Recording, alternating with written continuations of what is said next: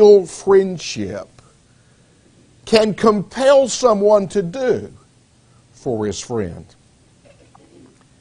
And down through the centuries, wise men from many different cultures have had a lot to say about the importance of true friendship. The English writer George Eliot said, "Oh, the comfort, the inexpressible comfort of feeling safe with a person, having neither to weigh thoughts nor measure words, but to pour them all out just as they are, chaff and grain together, knowing that a faithful heart will take and sift them, keep what is worth keeping, and then with the breath of kindness blow the rest away." Do you have a friend like that? I hope so. The Roman philosopher Seneca said, "What a great blessing is a friend with a heart so trusty you may safely bury all your secrets in it, whose conscience you may fear less than your own, who can relieve your cares by his conversation, your doubts by his counsels, your sadness by his good humor, and whose very looks give you comfort." Do you have a friend like that? I hope so. One of my favorite quotations about friendship is a rather humorous statement made by the English man of letters Samuel Johnson. He said, "A feeling of friendship is like being comfortably filled with roast beef." Now, if you know how much I like roast beef, then you can have a better appreciation for my appreciation of that statement. Well, I could multiply quotations like that many times over, but let me move on to remind you that the Word of God has a good bit to say about friendship. The wise man writes in Proverbs 17, verse 17, "A friend loves at all times, and a brother is born for adversity." And then in Proverbs 27, verses 9 and 10, the wise man says, "Ointment and perfume delight the heart, and the sweetness of a man's friend gives delight by hearty counsel. Do not forsake your own friend or your father's friend, nor go to your brother's house in the day of your calamity. Better is a neighbor nearby than a brother far away." Perhaps the greatest illustration of friendship in all the Bible is the friendship that existed between David and Jonathan. The depth of that friendship is mentioned several times in the inspired record. For example, in 1 Samuel chapter 18 and verse 1, the inspired historian said, "Now when he had finished speaking to Saul, the soul of Jonathan was knit to the soul of David, and Jonathan loved him as his own soul." That statement, "Jonathan loved him as his own soul," is repeated at least 2 more times in the inspired record. And after Saul and his sons were slain by the Philistines, when David learned about that, he said, "I am distressed for you, my brother Jonathan. You have been very pleasant to me. Your love to me was wonderful, surpassing the love of women." Before we talk about their friendship in more detail and lessons I think we can learn from it, let me remind you that there were some rather significant differences between Jonathan and David. Jonathan was the oldest son of King Saul. You'll recall that David was the youngest son in Jesse's household. While Jonathan, under normal circumstances, would have been heir to the throne, David, when we are first introduced to him, is just a shepherd boy whom Samuel anoints to be the next king, to take the place of Saul. The inspired record tells us that Jonathan was a rather daring military leader. In fact, on one occasion, he and his armor bearer killed 20 Philistines. While David had his heroic exploits as well, he is described as the sweet singer of Israel. Jonathan was a beloved leader among the people of God. In fact, on one occasion, after Saul had made a rash vow forbidding his soldiers to eat anything until they were victorious over their enemies, Jonathan was away. He didn't hear that vow, and he partook of some honey. And when Saul found out about that, Saul said, "You're going to have to die." And the people came to Jonathan's rescue. That's just how much he was beloved and respected among the people of God. And of course, one of the things that we remember most when we think about the life of David is that he was the one who slayed the Philistine giant Goliath. David and Jonathan's friendship began immediately after David killed Goliath. If you'll look back to the first few verses of 1 Samuel chapter 18, the record says, "And it was so, when he had finished speaking to Saul, that the soul of Jonathan was knit to the soul of David, and Jonathan loved him as his own soul. Saul took him that day and would not let him go home to his father's house anymore.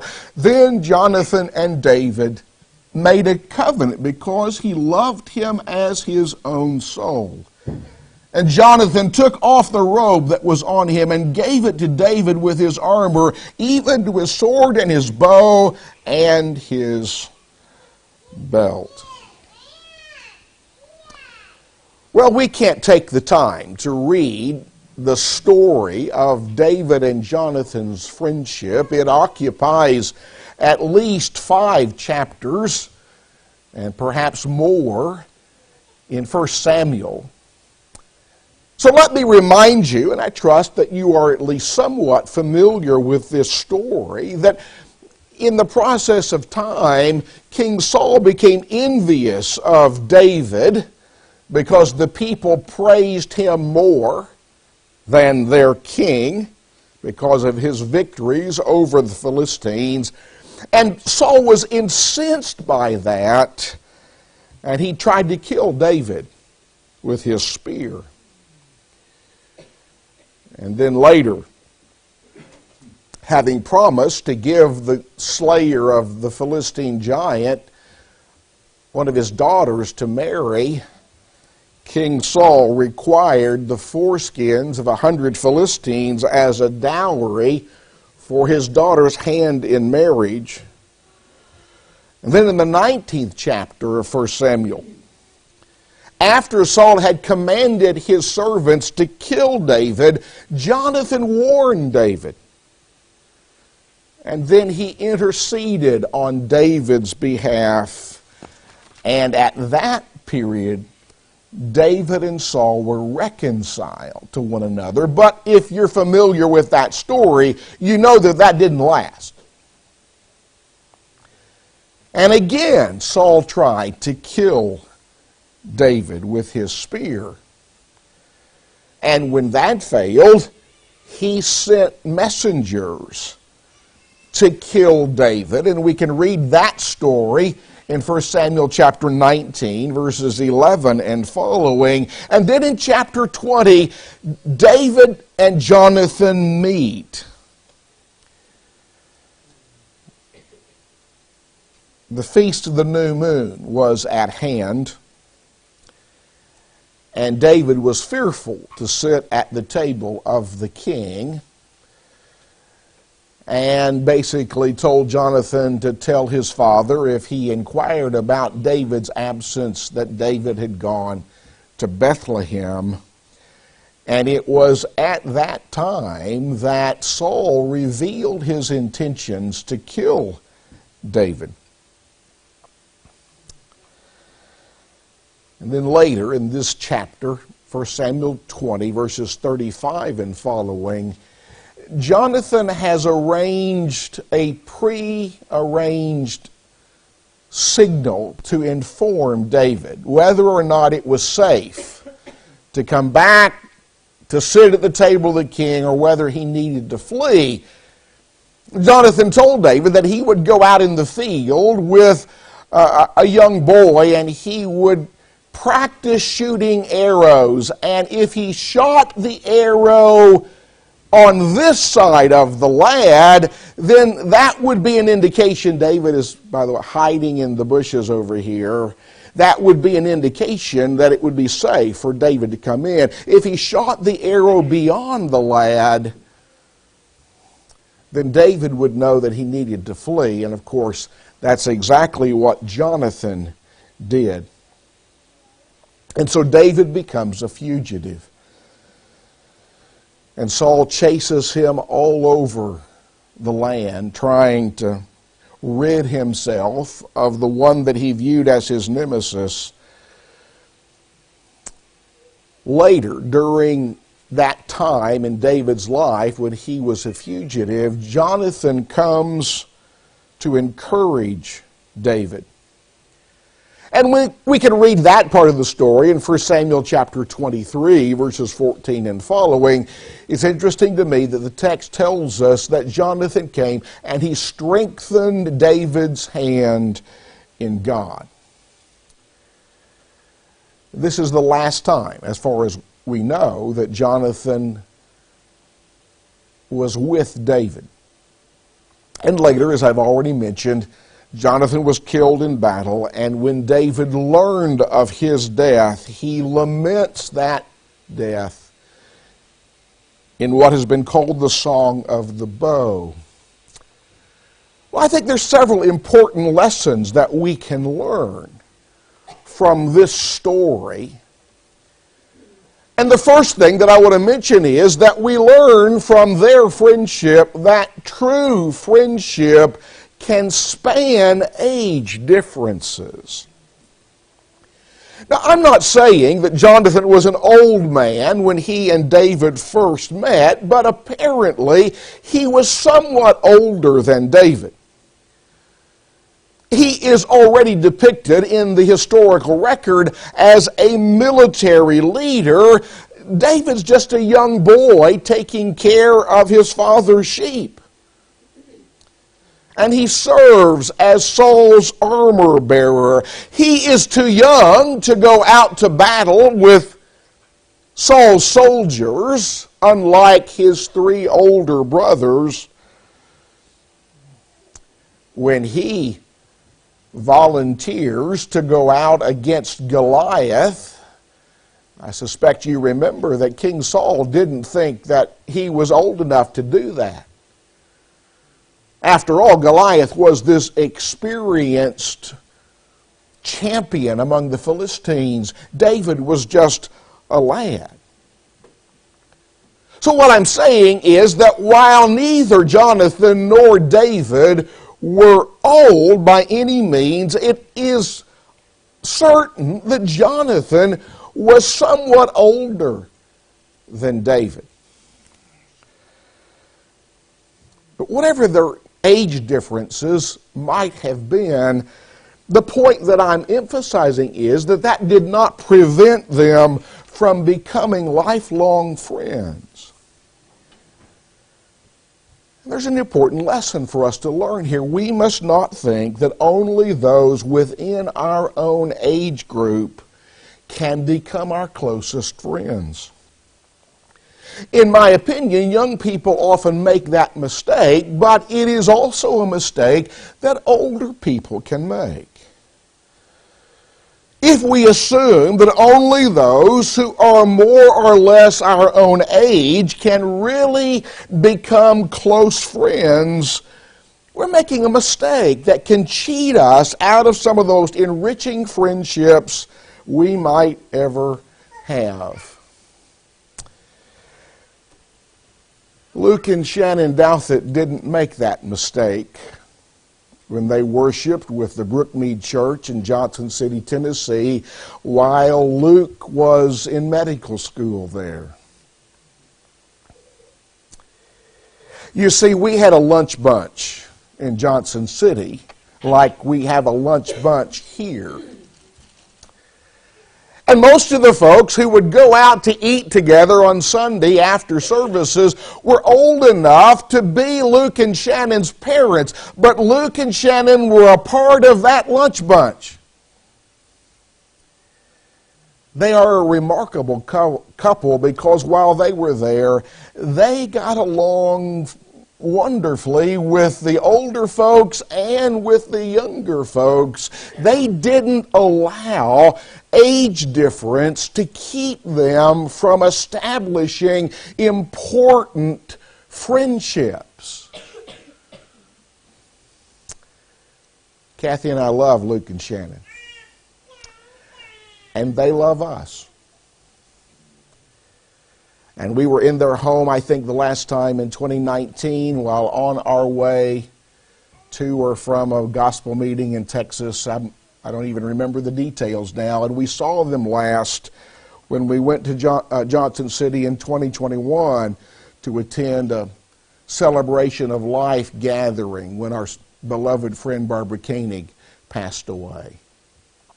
But one of the things that we learn from the friendship of David and Jonathan is that true friendship can span age differences and it can span social differences. Think about it. Jonathan was the son of the king over all Israel. And he would have enjoyed all of the perks that went with that. When they first met, David was just a lowly shepherd boy. In fact, he describes himself in 1 Samuel 18, verse 23, as a poor man. It's obvious that young David was not wealthy like Jonathan would have been. But their economic and their social differences didn't prevent them from forging a friendship that endured for the rest of their lives.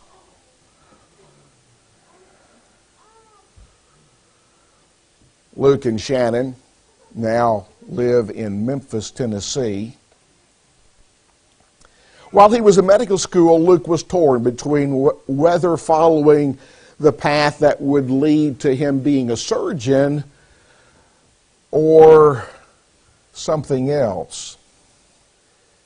He decided not to follow that path. He became an anesthesiologist, and one big reason for that decision was he was afraid that surgery would take too much time away from his family. I must tell you, I admire that choice. He's an anesthesiologist in a very good anesthesiology group in Memphis. They live in a big house. I don't know what kind of money Luke is making, but I'm sure he's making the kind of money you would expect a doctor to make. And I am also confident, if they are still like they were when we first knew them, and I'm sure they are, that they're not allowing economic and social differences to impede the establishment of friendships with others.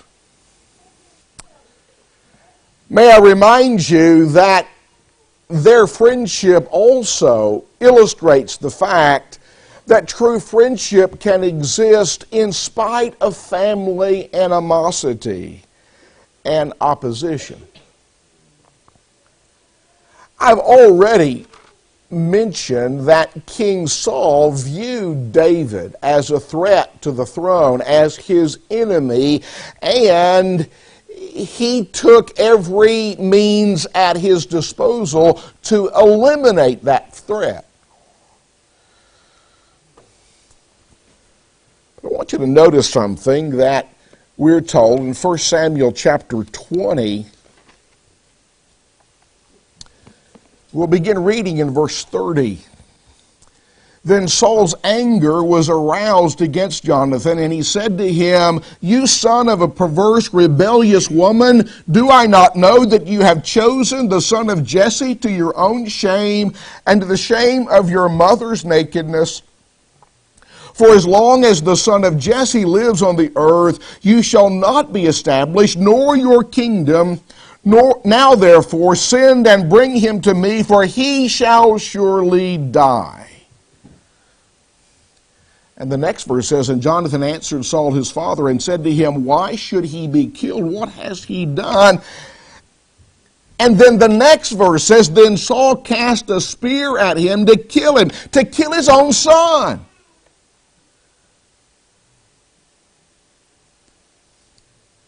You see, Jonathan didn't allow the animosity that his father felt towards David to keep him from being David's friend.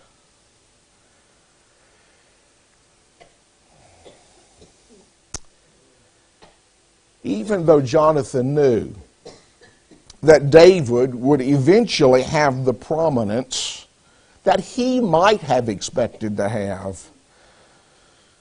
he didn't allow that to destroy or damage their friendship.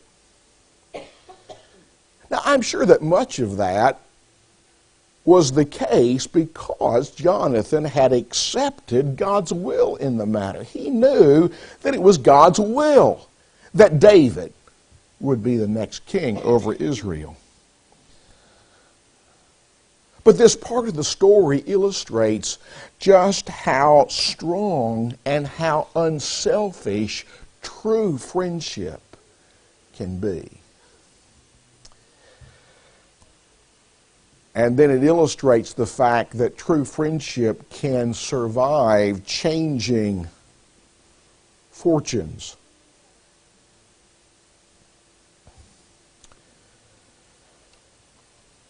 And it illustrates that true friendship can survive separation. I'm talking about the separation that inevitably was the result of David fleeing from King Saul. David became a fugitive. And the inspired record doesn't really tell us how long he was a fugitive, but it was probably for a number of years, not just weeks or months, but a number of years. And as I've already mentioned, as far as we know, there was only one time during that period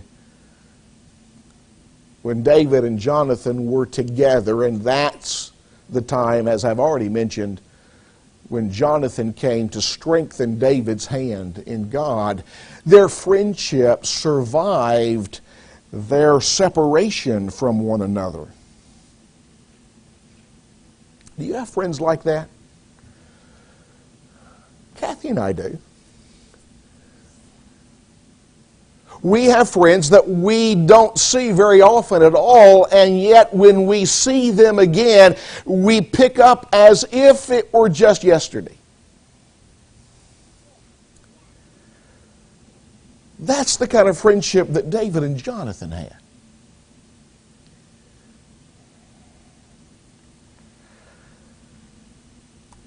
And then their friendship illustrates the fact that true friendship cannot even be ended by death death. Now let me explain what I mean.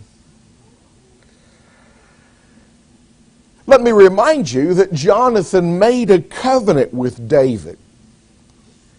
And we can read about that in 1 Samuel chapter 20, verses 14 through 16.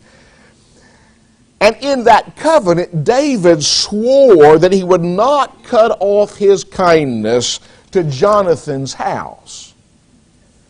Obviously, when Jonathan was killed by the Philistines in battle, David could no longer have that friendship with his beloved companion, but the friendship continued to exist in the sense that David kept his promise to Jonathan. You see, long after his death, David kept the vow that he had made to care for Jonathan's offspring. And he took care of Jonathan's surviving son, Mephibosheth. What a name for a boy. And Mephibosheth, as you perhaps remember, was crippled. And David remembered his promise, and he brought Mephibosheth in, and he ate at the king's table. And so in that sense, the friendship of David and Jonathan survived Jonathan's death. I think these are some important lessons that we learn from this story. True friendship can really span age differences. And it can span social differences. And it can exist despite family animosity or opposition. It can survive changing fortunes. It can survive separation. In a sense, it can even survive death.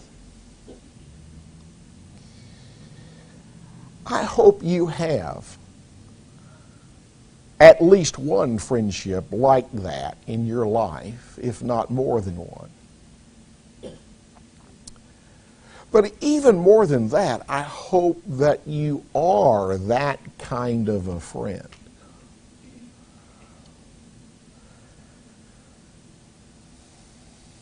And if you really make up your mind to be that kind of friend to someone else, then nothing can keep you from that.